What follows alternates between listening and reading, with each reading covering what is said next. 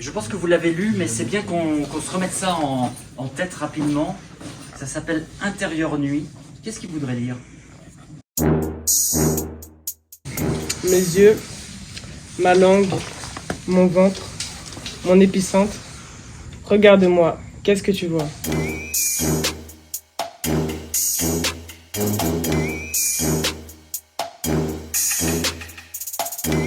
me regarde pas. On dirait que tu vois tout. Le cœur, la tête, l'âme et l'intérieur de nos corps, l'intérieur de nos vies, de qu'on va, où on va, nos absences. Et la laine sur le dos, innocence dessus-dessous, tourner boulé, désécuré. Donc moi je suis Luc Tartare, je suis écrivain et donc je suis dans ce projet en lien aussi avec Eric Sénat qui est metteur en scène, qui est intervenu sur les premières séances parce qu'il leur a fait découvrir une de mes pièces qui s'intitule Les yeux d'Anna. Donc ils ont découverte scène par scène. Alors ils n'ont pas lu l'intégralité de la pièce mais ils ont déjà bien avancé dans la pièce. Et puis moi je les ai donc en 3 séances en atelier d'écriture, ce qui est à la fois très très court. 3 séances, c'est vraiment court en atelier d'écriture, mais en même temps ça permet quand même déjà de faire un premier chemin. Et donc c'est vrai que la première séance, qui est toujours une séance de mise en route, de découverte du projet, et puis des personnes qui viennent présenter ce projet, c'est vrai qu'elle était vraiment bien. C'était vraiment très agréable parce qu'ils ont été très curieux, mais une vraie curiosité. C'était pas une curiosité feinte. C'était une vraie curiosité sur qui j'étais, ce que je faisais, sur quel thème je travaillais. Et moi, je considère que c'est une part vraiment fondamentale de mon métier. Je ne pourrais pas concevoir de créer, d'écrire des pièces, des romans, sans avoir ce travail de terrain. C'est un vrai travail de terrain. Donc moi je suis Valérie Bogier, je suis responsable du pôle ado et du spectacle vivant dans le réseau des bibliothèques de Montreuil. Et il est vrai que ce projet Lecture pour tous, qui a été initié il y a 4 ans je pense, on le porte avec assez d'enthousiasme parce que c'est un parcours de lecteurs, de spectateurs, c'est un parcours de culture et qui permet une co-construction entre des établissements scolaires et des établissements culturels. D'abord, il y a eu des séances avec Eric sur l'oralité, autour de la pièce de Luc Tartare. Puis, il y a eu les séances d'écriture, donc les 3 séances. Et on va revenir à l'oralité avec Eric Sénat pour mettre en voix les textes qui ont été écrits par les jeunes afin d'aller jusqu'à la soirée ado, un projet des bibliothèques de Montreuil, et la restitution de la BNF. Alors, l'adhésion des élèves, on l'a bien vu aujourd'hui. Elle a été manifeste, on a senti une volonté d'être dans le théâtre, dans la comédie, dans l'action, et puis une entraide entre les élèves aussi, une amitié. On a senti quelque chose qui prenait bien. Puis bon, on se rend compte aussi que le fait de travailler en lien avec la bibliothèque qui a proposé le projet, c'est hyper porteur. C'est plus intéressant de faire un travail à la bibliothèque avec un vrai auteur que de le faire en classe. C'est moins intéressant parce que c'est plus ennuyant.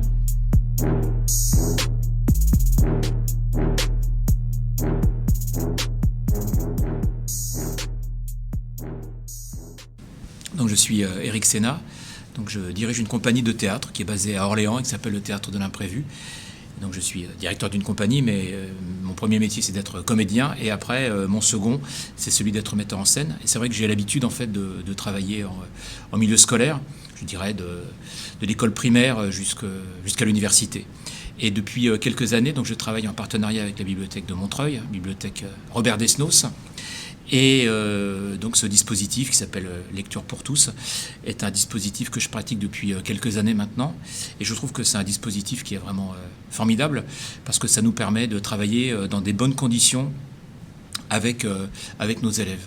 Alors cette année, le projet s'appelle Rêve d'égalité, et donc c'est la relation bien sûr entre les hommes et les femmes, et nous sommes partis nous sommes partis d'une pièce d'un auteur que je connais bien, avec lequel je travaille, qui s'appelle Luc Tartare, et la pièce qu'il a écrite s'appelle Les yeux d'Anna. Et ça parle vraiment d'une jeune fille qui est harcelée dans son établissement scolaire. Et c'est un harcèlement qui n'est pas simplement un harcèlement moral, mais qui est aussi un harcèlement physique. Et elle en souffre beaucoup, et elle a beaucoup de mal à l'exprimer. Donc c'est une pièce qui a déjà été montée de façon professionnelle au théâtre, et qui est souvent travaillée comme ça dans les ateliers. Et quand ce projet autour de Rêve d'égalité s'est mis en place, c'est vrai que nous avons trouvé que ce serait un support formidable. Et aussi, ça nous permettait de faire intervenir Luc Tartare. C'est-à-dire que moi, j'ai commencé par avoir 3 séances de travail avec ces élèves de seconde du lycée Condorcet, ici à Montreuil. Et donc, on a eu trois séquences autour de plusieurs scènes de la pièce. Donc, on a appréhendé ensemble la pièce. On a essayé de voir ce que ça voulait dire, être harcelé physiquement, être harcelé moralement. Donc, on a abordé cette véritable thématique, qui n'est pas d'ailleurs étrangère à la réalité des élèves, on le sait, hein, c'est partout, hein, dans les établissements scolaires, ce harcèlement il est bien présent. Donc on a eu des très belles discussions avec les élèves, et puis on a vraiment fait du théâtre autour de la pièce de Luc. Et ensuite, Luc Tartare est intervenu pour 2 séances, pour des séances d'écriture, et là les élèves ont écrit. Et moi, je trouve qu'ils ont écrit des choses absolument formidables que j'ai pu avoir en main. Et à partir d'aujourd'hui, donc, nous commençons à travailler sur certaines des scènes qui ont été écrites par les élèves. Et ces scènes sont inspirées par la pièce de Luc, par la pièce Les yeux d'Anna. C'est comme si c'était une pièce un peu à part, un peu à côté, une pièce un peu fantôme, mais qui est pour nous est vraiment bien présente. Et il y a un matériau qui est excessivement riche, on s'en est aperçu aujourd'hui lors de la répétition. Et puis c'est un matériau en mouvement, parce que les élèves donc jouent les différents personnages à partir de leur propre texte, et là on se rend compte aussi qu'on peut faire bouger le texte, qu'on peut l'améliorer, qu'on peut donner plus de sens, plus de cohérence. Et on voit maintenant à quel point les élèves aussi sont à l'aise par rapport à cette histoire, et que Anna et tous les protagonistes de cette affaire leur sont très familiers. Comment ça se passe au travail? Oui, ça va, comme d'habitude, quoi. Oh, tant mieux alors. Par contre, il y a une fille bizarre dans ma classe. Ah bon, pourquoi? Bah, elle a les yeux verrons. Et alors? Bah, c'est bizarre. Et elle a des problèmes? Bah, je sais pas, elle participe pas vraiment en classe, mais bon, c'est sûrement un moyen de... C'est dommage que vous n'ayez pas terminé, parce que ça commençait vraiment très bien. Donc, on va se le refaire, parlez plus fort, et soyez bien concentrés. Pense bien à la situation. C'est marqué dans le texte, si mes souvenirs sont bons, qu'elle est en pleurs, Anna.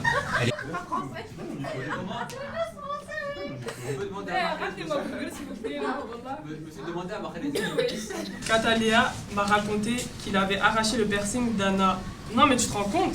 Ça va, j'ai compris. J'irai lui parler après les cours si tu insistes. Mais si elle n'a aucun problème, je ne veux plus entendre en parler. Bah voilà, quand tu veux. Très bien, pas mal, hein, on peut les applaudir. Alors, on va vous présenter le projet comme on vous a dit. Donc on a fait depuis janvier. Au début on a commencé par faire du théâtre. On a commencé par faire des scènes de théâtre avec Eric Sena. On a joué le rôle d'Anna, ses professeurs, etc. Une fille qui était harcelée. Et puisque ça c'est en rapport avec le projet qu'on fait. Et aujourd'hui on va vous présenter plusieurs scènes avec le directeur, etc. Plusieurs rôles joués par plusieurs élèves. Préparez la prochaine séance, c'est-à-dire que si vous voyez Entre vous, hein. ça va nous faire grandir. Parce que là, pour le moment, on l'a fait assis, mais il va falloir que ça soit debout, donc ça va un peu changer les choses. Jeudi matin, vous êtes aussi. Tu me vois souvent au CDI le jeudi matin. Oui. Vous avez cours vendredi, mais enfin, venez le plus possible. Oui, profitez-en.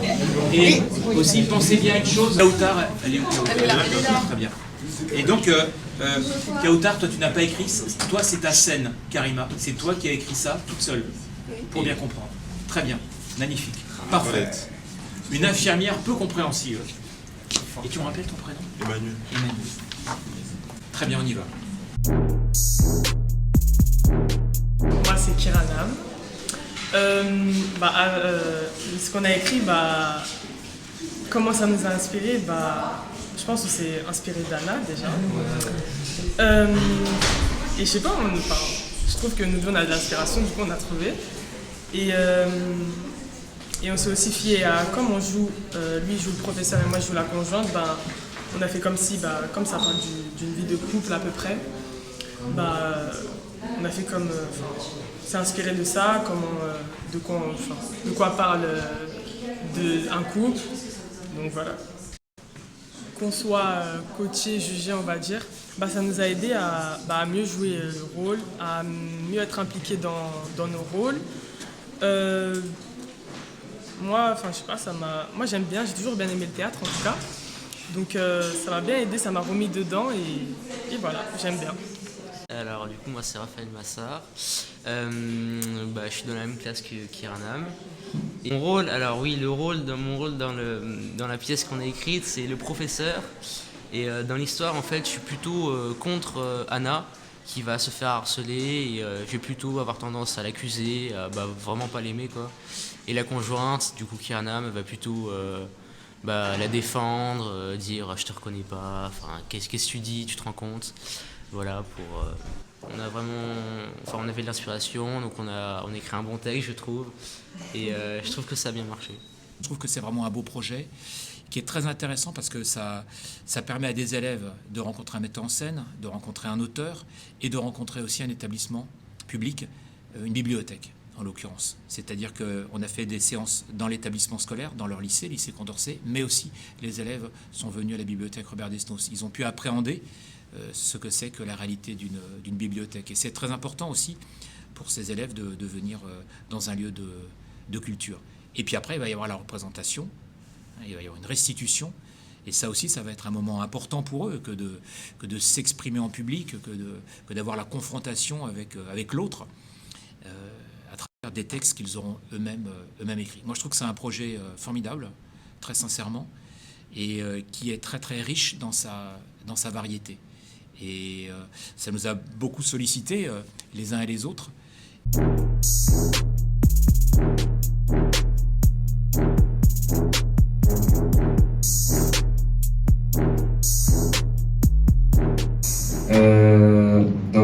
Dans ce projet, il y aura plusieurs scènes qui seront jouées par mes camarades de classe.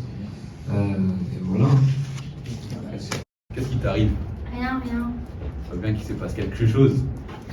Je vous dis qu'il n'y a rien. Je t'ai dit, on est vu, on a osé et je te dis.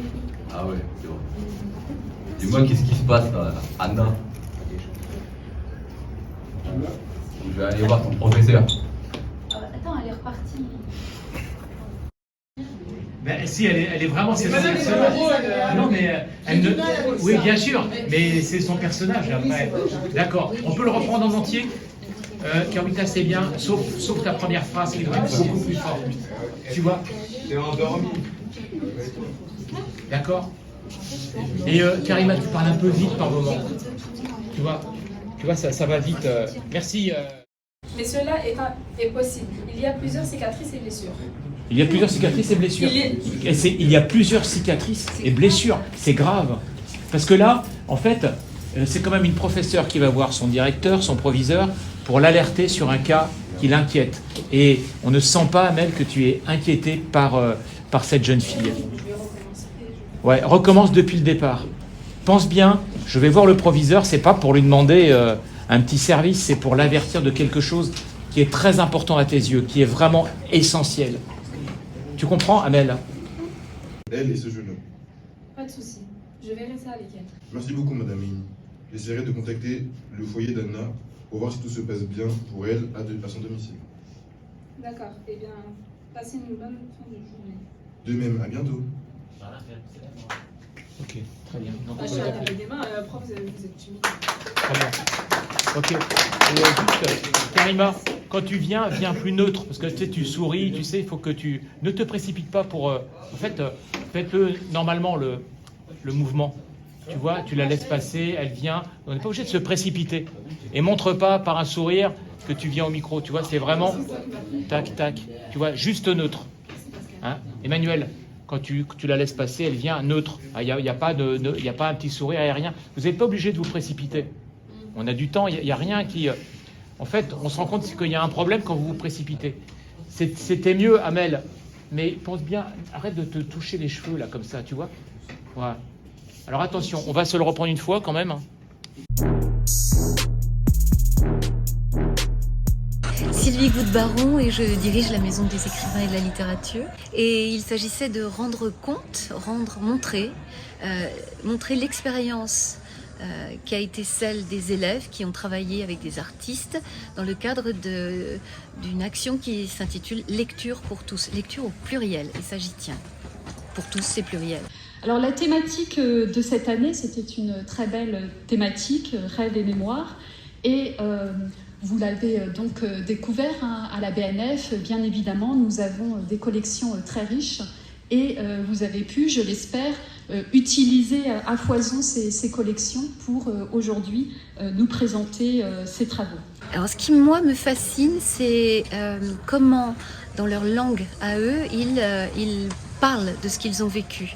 Alors, ce qui est très intéressant, c'est qu'il y a à la fois une parole libre et il y a une parole institutionnalisée. C'est-à-dire qu'ils prennent la parole, ils la prennent publiquement, ils s'en saisissent pour dire quelque chose qui les a réellement traversés. Et ce qui est intéressant, c'est de voir, d'entendre, de saisir ce qui les a vraiment traversés ou pas.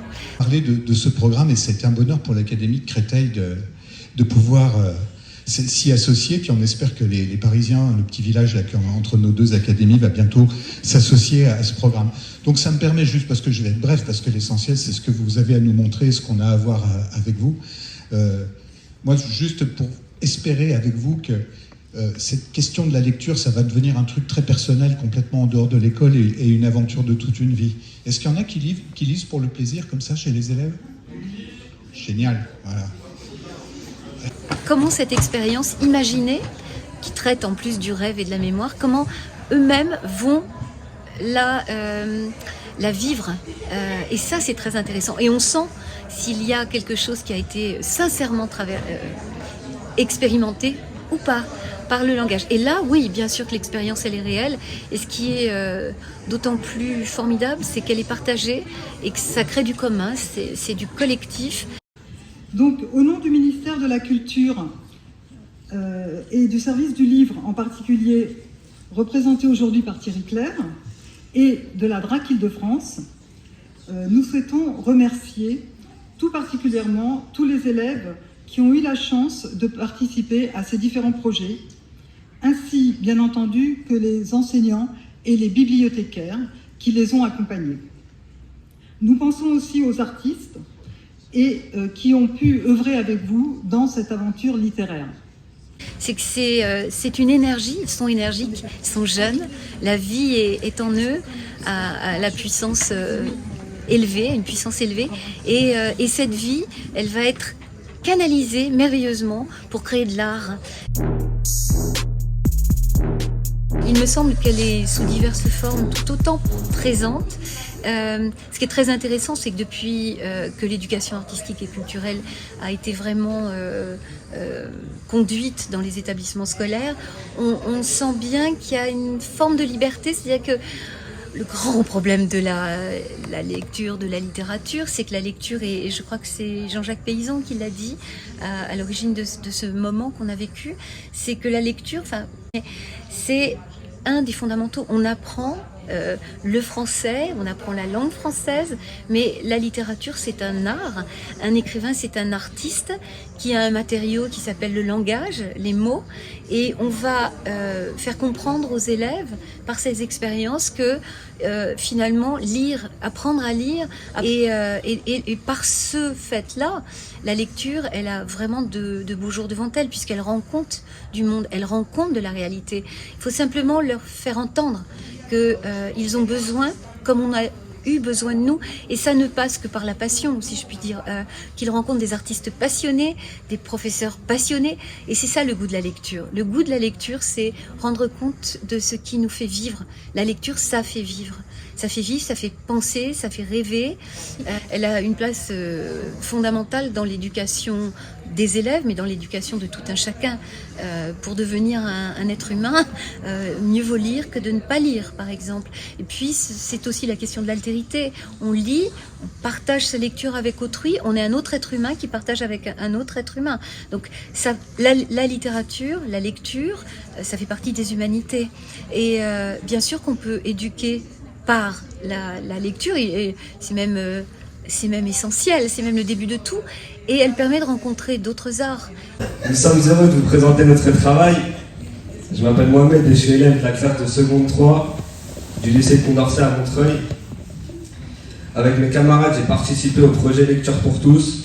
Nous avons travaillé avec Eric Sénat, metteur en scène du théâtre de l'Imprévu d'Orléans, et Luc Tartare, auteur de théâtre qui a écrit Les Yeux d'Anna, édité aux éditions Lanzmann.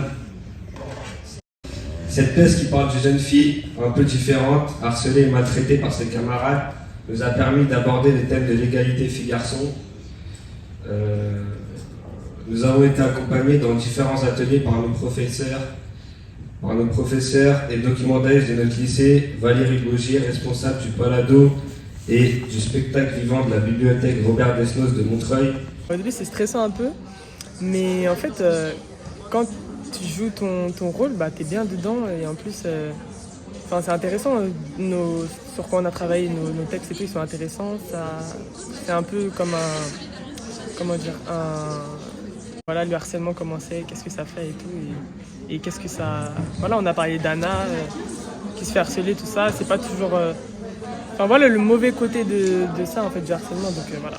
Et il faut bien remercier tous nos partenaires, la Bibliothèque Desnos en tout cas, et puis aussi, je dirais, les documentalistes du lycée Condorcet qui se sont beaucoup mobilisés autour de ce projet, qui ont été un rouage essentiel pour que les élèves soient bien présents du mois de janvier jusqu'au mois de juin où ce projet va se... M'associer aux remerciements qui ont été faits donc à la Bibliothèque nationale de France, bien entendu, au ministère de la Culture, à la DRAC Île-de-France, également à la Maison des écrivains de la littérature, et puis aussi à ma collègue de Versailles, Frédéric, qui m'a gentiment et efficacement accompagné dans le partenariat qui lie le lycée de Montreuil à la Bibliothèque de Montreuil.